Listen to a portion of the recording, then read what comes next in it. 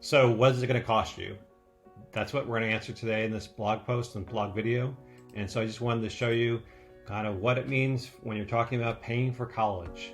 So at University Financial Strategies, we're about helping you figure out how to pay for 4 years of college down to the penny. And we can actually help you figure out taking all the schools on your list and how to compare them side by side to leverage them to actually help you figure out what's the best way to lower the cost of tuition. So everybody talks about payments, okay?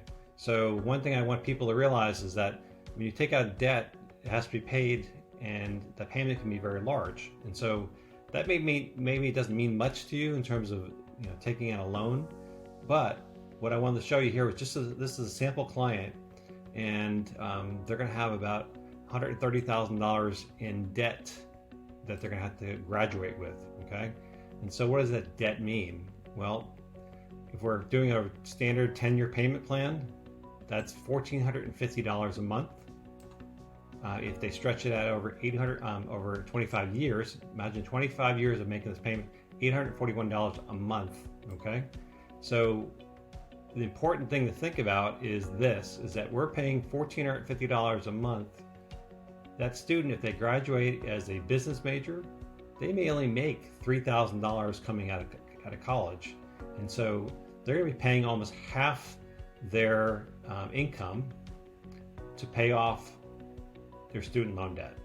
And so that's the problem. We're at $1.6 trillion and growing, and it's because we're not thinking in advance of how to pay for college. And so we can actually help you, arm you with information to make you make better decisions. And so you think about it, if we can just help you figure out how to cut down the payments, that's going to save a tremendous amount of money. And so that's the idea, is we don't want you taking on more debt than you can afford.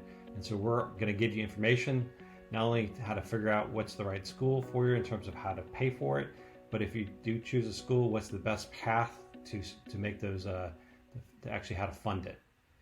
So, we want to try to tackle the student loan debt crisis, one student at a time. And so I think this is going to be the best way to do it. And you can see that there's different ways to compare various schools. And so, maybe it's a different school you're looking at. We can look at that. Maybe if you're a state school, your payments can be a lot different.